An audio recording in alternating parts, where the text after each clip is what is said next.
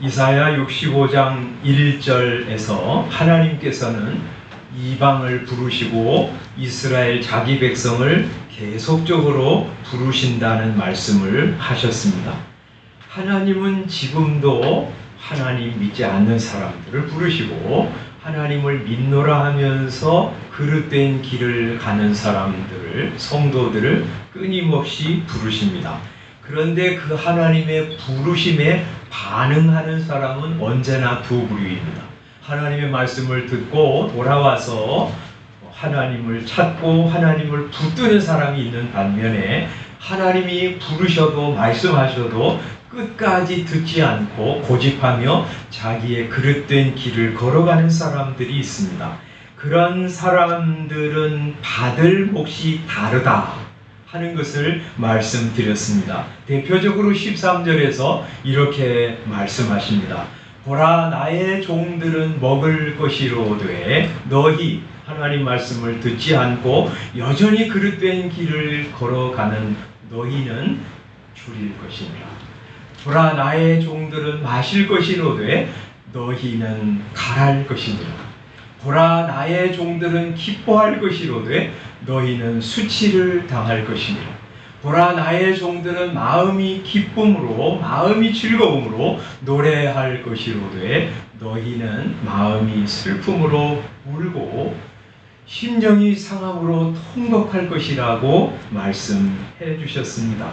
그 하나님의 종들, 하나님의 말씀을 듣고 돌아와서 하나님을 붙드는 사람이 받을 복을 지난주에 우리 새하늘과 새 땅에서 그 즐거움을 영원히 누릴 것이라고 말씀해 주셨습니다. 반면에 하나님의 말씀을 듣지 않고 계속적으로 자기의 길을 걸어가는 사람들이 받을 최종적인 심판을 우리 66장 15절부터 17절까지 해서 말씀하실 내용입니다. 오늘 우리가 읽은 66장 1절부터 6절까지는 이 두 부류의 사람들에 대해서 말씀하시면서 하나님이 어떤 사람과 함께 하시나, 그리고 어떤 사람을 돌아보시나 하는 것을 말씀하고 있고요. 하나님의 말씀을 거절하는 사람들이 하나님으로부터 어떤 평가를 받을지, 그들의 결국이 무엇일지를 알려주십니다. 그러면서 우리가 해야 할 일이 무엇인지를 가르쳐 주십니다. 1절은 이렇게 말씀합니다. 여호와께서 이와 같이 말씀하시되 하늘은 나의 보좌요 땅은 나의 발판이니 너희가 나를 위하여 무슨 집을 지으랴. 내가 안식할 처소가 어디랴. 나 여호와가 말하노라. 내 손이 이 모든 것을 지었으므로 그들이 생겼느니라 하고 말씀하십니다. 여러분, 하나님은 얼마나 크고 광대하신 분이신지 세상으로는 다 하나님을 담을 수가 없습니다. 비유적으로 말해서 하나님은 하늘의 보좌에 앉으시고 그의 발을 놓는 발판을 이 땅으로 삼으실 만큼 크신 하나님이십니다. 그 하나님이 어디에 거하시겠습니까? 우리 사람이 만든 조그만 집 안에 거하실 수 있겠습니까? 그런 말씀을 지금 하나님이 하신 것입니다. 온 우주라도 하나님을 담을 수 없는데 너희가 돌과 흙과 금으로 만든 그 집에 나를 머물게 할 수 있겠느냐 하고 물으십니다. 왜 이런 말씀을 하시냐면 성전에만 관심을 가진 사람들이 있었기 때문입니다. 성전이 있으니 우리는 안전할 거야 하고 안주하는 사람들, 그들은 성전이 있을 때는 성전을 의지하고 성전이 파괴되었을 때는 성전을 재건하는 일에만 관심을 가지고 있는 사람들입니다. 그런 사람들을 향해서 하나님이 물으시는 것입니다. 내가 머물 집을 너희가 지을 수 있겠니? 내가 머물고 싶은 성전은 돌과 나무와 금으로 지은 집이 아니야. 너희 손으로 지은 집에 내가 거주하고 싶은 것이 아니야 하고 말씀하십니다. 여러분, 다윗이 성전을 지으려고 할 때도 이와 비슷한 대답을 하셨습니다. 다윗이 그렇게 하나님께 말씀드렸죠. 나단 선지자에게 나는 백향목 궁에 거하는데 하나님의 언약궤는 휘장 가운데 있다 하면서 성전을 지으려고 하는 뜻을 피력하자 하나님이 그 말을 들으시고 이렇게 다윗에게 대답하십니다. 내가 나를 위하여 내가 살 집을 건축하겠느냐? 내 백성 누구에게 너희가 어찌하여 나를 위하여 백향목 집을 건축하지 아니하였느냐고 내가 예전에 말하였더냐 하고 말씀하십니다. 성전 건축하려고 하는 다윗의 마음은 받으시면서도 하나님은 나는 너희처럼 손으로 짓는 집에 거하는 것이 전부가 아니라는 사실을 분명히 알려주십니다. 하나님이 거하시기를 원하는 처소는 어디냐? 사람이 돌로 만든 집이 아니라. 마음이 가난하고 심령에 통회하고 그리고 하나님의 말씀을 들으면 그것을 기쁨으로 그리고 경외하는 마음으로 받아들이는 사람의 마음속에 거하기를 내가 원한다 하고 말씀하십니다. 그래서 2절에 이렇게 말씀하는 거예요. 무릇 마음이 가난하고. 마음이 가난하다는 것은 하나님, 저는 하나님 앞에 아무것도 내놓을 것이 없는 사람입니다 하고 심령의 가난함을 인정하고 하나님 앞에 오는 사람이죠. 심령에 통회하는 사람입니다. 내가 지금까지 그릇된 길, 잘못된 길을 걸었습니다. 하나님, 저의 죄악을 용서해 주십시오 하고 하나님께 죄송한 마음으로 통회하며 나와서 주의 길을 걸어가는 사람입니다. 내 말을 듣고 떠는 사람입니다. 하나님이 말씀하시면 네, 하나님, 그렇습니다. 하나님의 말씀이 진리인 것을 제가 믿습니다. 하나님의 말씀이 제가 살 길입니다 하고 하나님의 말씀을 붙잡고 그 말씀 떨면서 살아가는 사람, 그런 사람의 마음에 하나님이 거하신다고 말씀하십니다. 여러분, 하나님이 어떤 사람의 마음속에 거하십니까? 이렇게 마음이 가난하고 심령에 통회하며 하나님의 말씀을 듣고 떠는 사람, 그 사람 마음속에 거하십니다. 하나님을 온 세상도 담을 수 없지만 그런 심령은 하나님을 담을 수 있습니다. 하나님은 그 사람 속에 거하시고 함께 하시고 그 사람의 생애 가운데 떠나지 아니하시고 함께 하시기를 기뻐하시는 하나님이십니다. 그리고 그 사람을 돌아보신다. 그렇게 말씀하세요. 그 사람은 내가 돌보려니와. 아버지가 아들, 딸 돌보는 것처럼 하나님께서 아버지가 되어주셔서 그에게 필요한 것을 공급하시고 그를 대적에게서 건져주시고 환난에서 구원해 주시고 그의 평생 갈 길을 인도하시면서 그를 돌아보신다 말씀하십니다.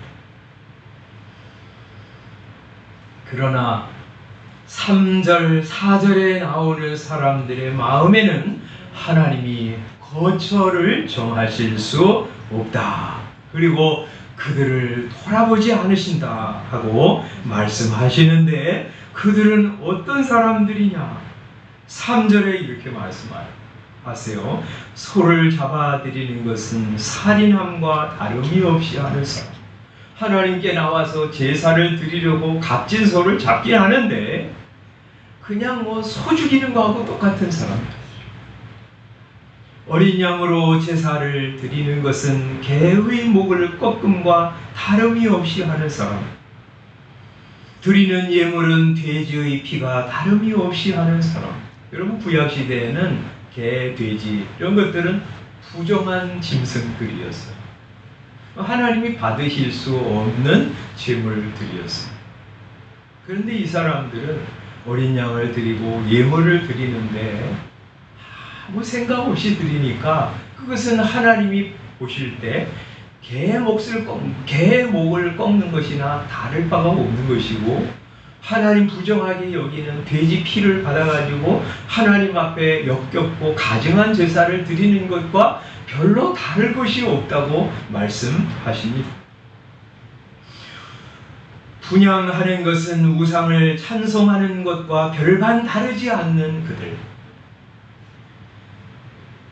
하나님은 왜 그들이 정성껏 드리는 제사를 이렇게 평가절하하시냐면, 그들은 좋아하는 것이 달랐어요.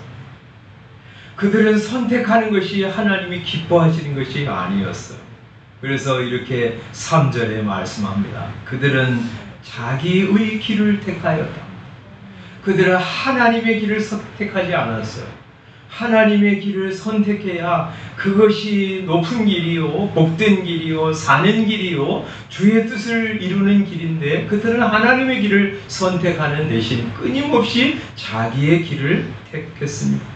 4절 뒤에 보면 그들은 내가 기뻐하지 아니하는 것을 택하였다. 하나님 기뻐하지 않는 것만 하여튼 골라서 택하면서 살았어요. 하나님이 기뻐하는 것은 안 택하고 하나님이 싫어하시고 가증히 여기는 것만 늘 선택하면서 살았어요. 또 그들은 좋아하는 것이 있었어요. 뭘 좋아하냐면 3절 뒤에 보면 그들의 마음은 가증한 것을 기뻐했어요.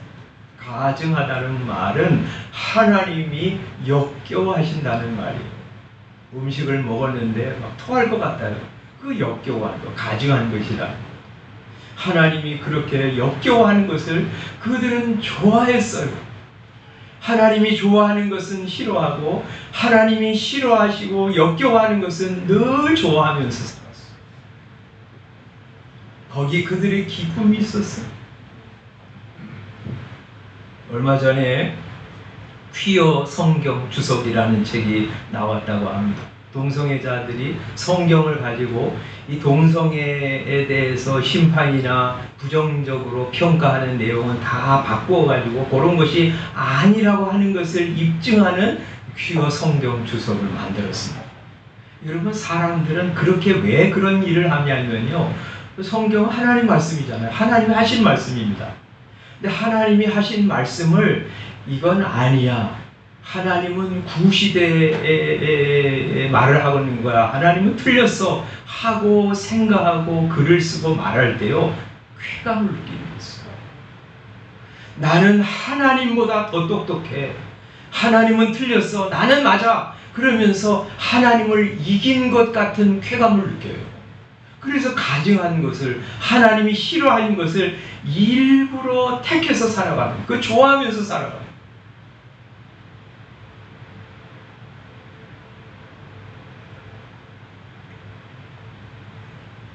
하나님이 그런 사람들을 부르십니다. 아니야, 그 길은 살 길이 아니라고, 이리로 와야 해 하고 하나님이 부르시는데 그들은 들은 채도 하지 않습니다. 하나님이 불러도 대답하지 않고 하나님이 말씀해도 듣지 않습니다.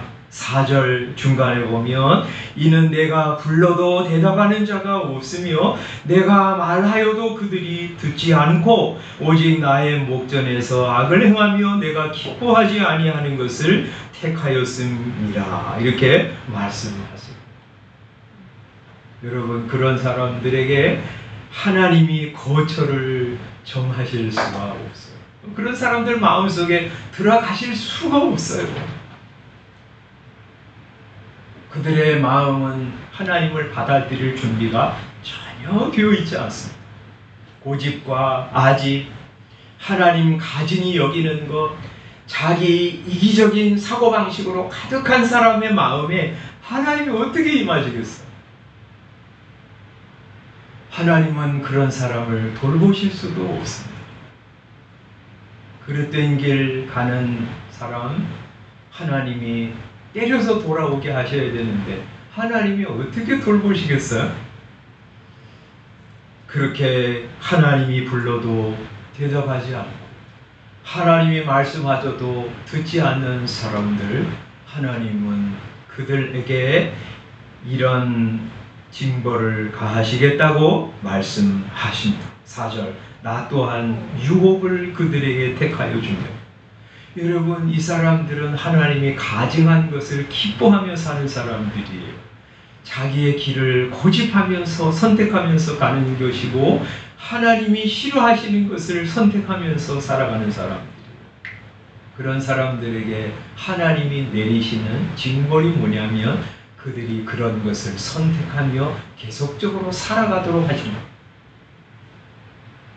하나님을 상실한 사람들의 마음 가운데 주시는 하나님의 벌은 그 상실한 마음대로 살아가게 하십니다. 하나님을 거역하면서 살아가는 사람들에게 주시는 하나님의 가장 심각한 심판은 그들을 하나님이 잃어버린 마음의 상태 그대로 살아가도록 내버려 두십니다. 그래서 하나님 싫어하시는 것을 끊임없이 선택하도록 내버려 두십니다. 결국에는 그들이 무서워하는 것을 그들에게 임하게 하겠다고 말씀하십니다. 결국 그들은 자신들이 두려워하던 것을 받게 될 것입니다. 이런 식의 신앙생활을 한마디로 말하면 신학적으로 제의주의라고 말합니다.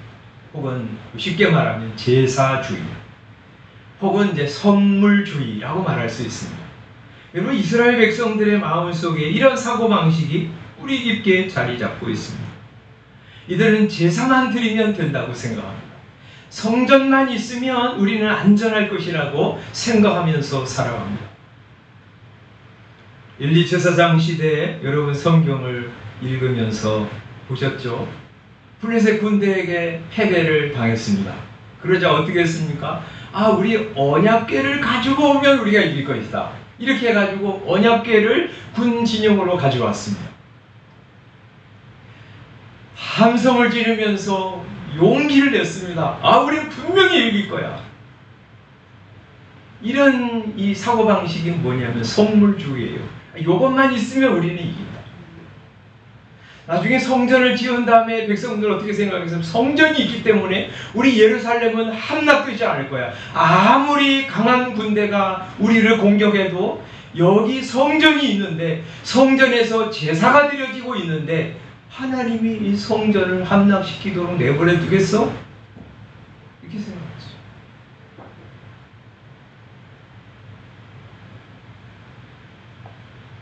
언약궤만 있으면 승리할 수 있다고 믿는 것, 성전만 있으면 안전할 것이라고 하는 사고방식이 선물주의고요. 하나님에게는 관심도 없이 제사만 드리면 된다고 생각하는 것이 제사주의입니다. 하나님은 이런 괴이한 믿음을 좋아하십니다. 그리고 그 이상한 믿음을 깨뜨리기를 원하십니다. 왜냐하면 그것은 실제가 아니기 때문에.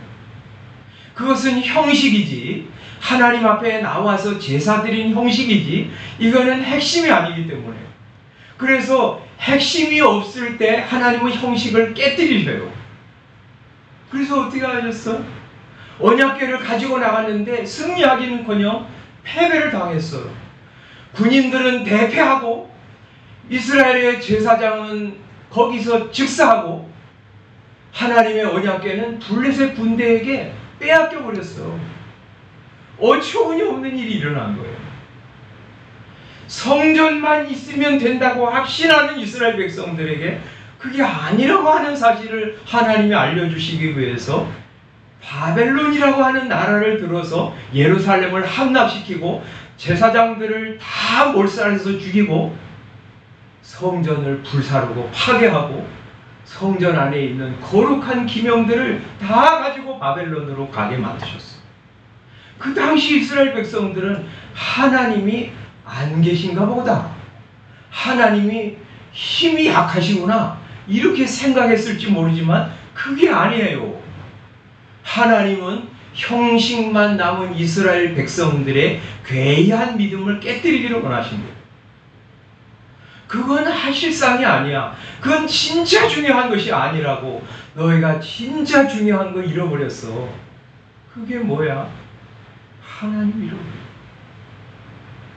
그거 알게 하시기 위해서 하나님은 성전도 그리고 언약궤도 다 무너뜨리시고 빼앗기게 하시고 불사르게도 하십니다. 하나님을 다시 돌아와 붙들게 하기 위해서 하나님의 말씀을 듣고 반응하면서 사는 성도, 하나님과 실제로 교제하면서 사는 하나님의 백성 되기를 소원하시기 때문에 말이죠. 여러분, 제사, 성전 그 자체가 중요한 것은 아니에요.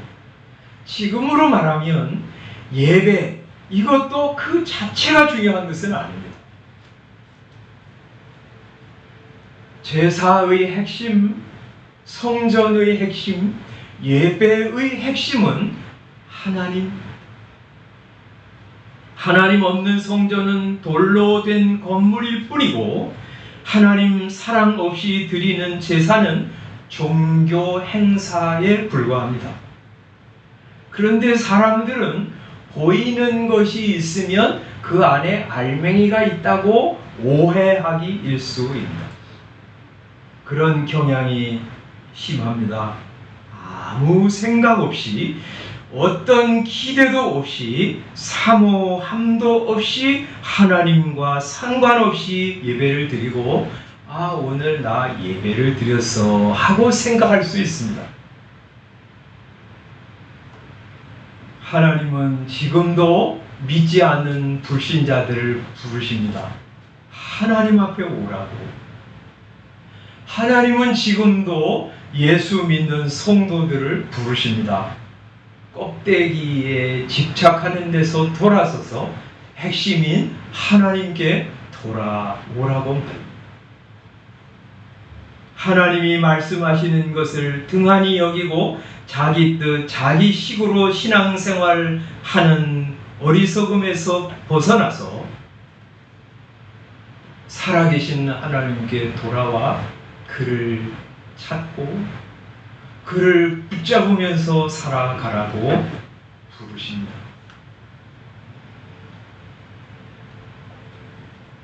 여러분은 하나님을 소유하고 있습니까? 나는 하나님의 백성입니다. 하나님은 나의 하나님이십니다. 하나님은 나의 아버지이십니다. 하면서 하나님과 인격적인 교제를 가지고 있습니까? 하나님은 여러분에게 말씀하시고 여러분은 하나님의 말씀에 반응하는 그런 하나님과의 관계를 누리며 살아가고 있습니까? 아니면 하나님이 불러도 대답도 하지 않고 하나님이 말씀하셔도 여러분은 하나님과 상관없이 그냥 땅의 것만 부지런히 분주하게 수행하면서 살아가고 있는 것은 아닙니까? 여러분이 살아가면서 어려움을 만날 때 그것을 살아계신 하나님께 가지고 나가서 은혜를 구하고, 그리고 하나님은 여러분의 기도에 대답하시는 그런 인격적인 관계를 유지하면서 살아가고 계십니까? 그것이 없으면 마치 구약시대에 제사는 성대하게 드리고 좋은 예물은 드리지만 그것은 마치 개의 목을 꺾는 것과 같고 돼지의 피를 드리는 것과 같다고 하시는 말씀이 여러분에게 적당한 표현일지 모르겠습니다.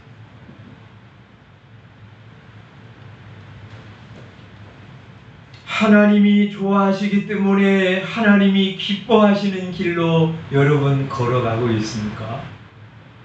사람들이 그렇게 해야 내가 평판이 좋은 사람이기 때문에가 아니라 하나님이 기뻐하시기 때문에, 여러분은 그런 하나님의 마음을 알기 때문에 하나님이 기뻐하시는 것을 기뻐하면서 그 길로 걸어가고 있습니까? 벌 받을까봐가 아니라 하나님이 역겨워하는 거, 하나님의 마음을 알기 때문에 그거 거절하고 그거 버리고 하나님이 기뻐하시는 것을 붙들며 살아가고 있습니다.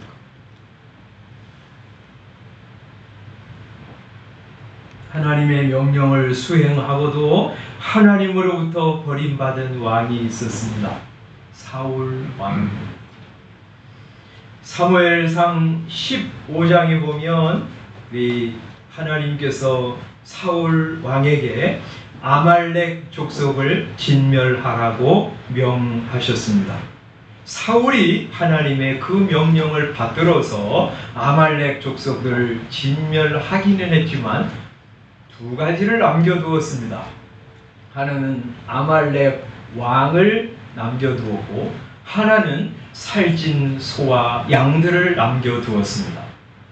왜 남겨두었냐고 질책하는 사무엘 선지자의 질문에 대해서 백성들이 그것을 원했기 때문에, 당신의 하나님께 제사를 드리려고 이것들을 남겨두었습니다 하고 대답합니다.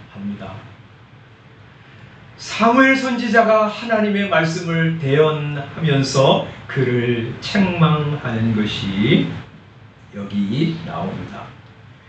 이 사무엘상 15장 22절입니다. 중요한 말입니다. 이거 구약시대에 정말 중요한 원리를 가르치시는 하나님의 말씀입니다. 뭐라고 말씀하냐면, 여호와께서 번제와 다른 제사를 그의 목소리를 청종하는 것을 좋아하심같이 좋아하시겠나이까. 순종이 제사보다 낫고 듣는 것이 숫양의 기름보다 나으니, 이는 거역하는 것은 점치는 죄와 같고 완고한 것은 사신 우상에게 절하는 죄와 같습니다. 왕이 여호와의 말씀을 버렸으므로 여호와께서도 왕을 버려 왕이 되지 못하게 하셨나이다. 그리고 하나님께서는 번제와 다른 제사 드리는 것, 그것을 하나님의 목소리 듣는 것을 좋아하시는 것처럼 좋아하지 않으시고, 하나님이 참으로 좋아하시는 제사는 하나님의 목소리를 듣는 것, 하나님의 음성을 듣는 것입니다. 하나님의 음성을 듣는다는 말은 하나님의 마음을 헤아리고 하나님의 마음을 이해하고 그의 마음에 동참하면서 살아간다는 말이에요. 여러분, 하나님이 사울을 왜 보내서 아말렉 족속을 진멸하라고 하셨냐면, 괜히 애꿎은 민족 하나 진멸하라고 하신 것이 아니라, 이스라엘 백성들이 애굽에서 나와서 가나안 땅을 향해 갈 때 아말렉 족속들이 뒤에 떨어진 부녀자, 아이, 노인 이런 사람들을 막 칼날로 막 죽이면서 공격해 들어왔어요. 하나님이 그들을 다 하나님이 심판하셔서 징계하셨는데, 그 족속을 진멸하라고 하심으로 하나님은 이스라엘 백성들에게, 그 후에 모든 하나님의 백성들에게, 하나님을 모르는 사람들에게까지 하나님의 백성들을 공격하고 대적하는 사람들은 이와 같이 망할 것이라고 하는 사실을 알려주심으로 하나님의 백성들을 협조하고 축복하고 하나님의 백성 안으로 들어오라고 하는 메시지를 주시기 위해서 아말렉 족속들을 진멸하라고 하신 거예요. 근데 그런 하나님의 마음을 사울은 알지 못했어요. 왜 알지 못했어요? 하나님 모르니까. 그러니까 명령만 수행하는 거예요. 그러니까 사람 다 죽이면 되는 거 아닌가? 한 사람 그래서 왕하고 살찐 짐승들은 남겨놨다가 제사 조금 드리고 나머지는 백성들하고 나누어 먹으면 얼마나 실리적이고 좋겠는가, 이렇게 생각한 거예요. 하나님을 모르면 하나님의 명령을 이렇게 겉으로만 순행하고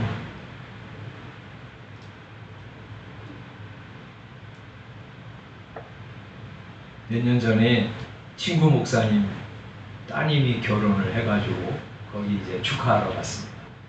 그 이제 주례 목사님이 이제 주례를 다 마치고, 제가 한번 그런 말씀 드렸잖아요.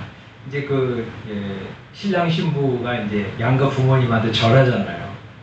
근데 이제 신부 부모님은 이제 우리 친구 목사님 부부가 있으니까, 그리고 이제 신랑 부모님은 아버지가 없었어요. 어머니 혼자 계셨어요. 그러니까 이제 주례하는 목사님이 이제 그거 생각하면서 신랑 어머니에게 먼저 절하라고 이제 얘기를 했어. 이제 신랑 어머니를 격려하는 마음으로 그런 거죠. 근데 이제 그 식장 도우미 애가 있잖아요. 그러니까 이 신부 부모님에게로 자꾸 데려가는 거예요. 그러니까 신랑하고 신부는 주례 선생님, 주례 목사님 얘기 따라서 신랑 어머니한테 가가지고 절하려고 하는데 자꾸 다른 데로 데려가는 거예요. 그러다가 이제 주례 목사님 얘기를 하니까 이제 신랑 어머니가 먼저 인사를 하고, 그리고 이제 신부 부모님에게 인사하고 그랬어요. 그리고 이제 마지막 행진을 하잖아요. 행진을 할 때 이제 남편에게 신랑에게 그 주례 목사님이 성경을 선물하면서 하나님의 말씀을 가지고 이 거친 세상을 믿음으로 살아가라. 행진, 그러니까 그 식장 도우미가 성경을 자꾸 뺏는 거예요. 신랑 손에서. 그래서 신랑은 그거 가지고 가려고 주례 목사님 말씀대로 가지고 가려고 그러는데 그 도우미가 자꾸 뺏는 거예요. 제가 그거 이제 보면서요, 우리 신앙도 이럴 수 있어요. 하나님의 마음을 이해하지 못하고 뭔가는 열심히 하는데, 뭔가는 말씀대로 살려고 하는데, 뭔가는 주를 위해서 뭐 일하려고 하는데 하나님 마음을 헤아리지 못하는 거예요. 하나님 말씀이 들리지 않는 거예요. 자기 식대로 그냥 신앙생활을 하는 거예요. 그런 사람들을 향해서 하나님이 부르시는 거예요. 하나님 앞에 잃어버린 하나님 앞에 돌아와. 형식에 집착하지 말고, 그것만 있으면 너 할 일 다 했다고 생각하지 마. 하나님께 돌아와 하나님 만나고 하나님 의지하고 그렇게 살아라. 제가요, 누가 아이패드를 사줬어요. 이거 쓰십시오. 그랬는데, 고맙습니다. 아이패드 있어야 될 거 아니에요. 그런데 어떤 사람이 좋은 거 선물로 드립니다. 그래서 받았는데 보니까 아이패드는 없고 껍데기만 있어.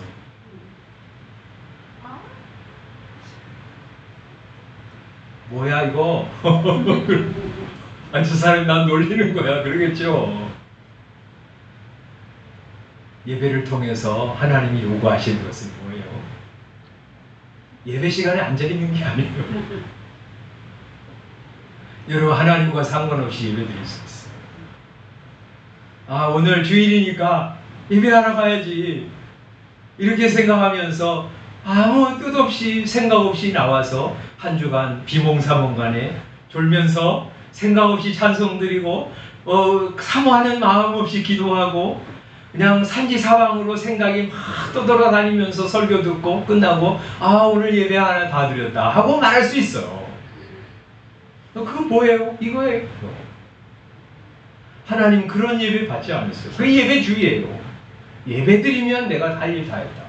그러니 하나님 나한테 복 주십시오.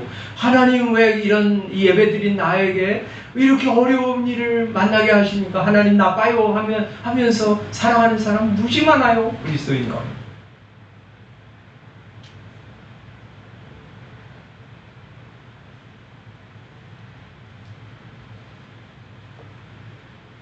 그리스도인 여러분들이여, 하나님을 놓치지 마십시오. 하나님을 예배하되 하나님 있는 예배를 드리시기 바랍니다. 하나님이 나를 지으신 하나님, 나를 구원하신 은혜에 감사하면서 주를 사랑하고 주를 높이고 주를 붙잡는 그런 여러분 되시기를 바랍니다. 그런 마음으로 기도하고 찬송하고 예배하는 거예요. 그리고 예배 끝난 후에 여러분의 삶 속에서 하나님이 이런 거 좋아하시지, 하나님이 이런 거 싫어하시지, 하나님의 마음을 알기 때문에 죄를 멀리하고 돌아서고 하나님이 기뻐하시는 것을 어찌하든지 행하려고 하면서 살아가는 여러분. 그래서 그렇게 살지 못하면 죄송해하고, 그래서 마음이 가난해져서 심령이 통해하면서 하나님의 말씀을 붙잡고 살아가는 여러분. 그래서 여러분 그런 마음에 하나님이 임재하시고 함께하시고 여러분을 붙드시고 인도하시는 복된 은혜를 누리면서 살아가는 성도들이 되시기를 주님의 이름으로 축원합니다. 기도하겠습니다.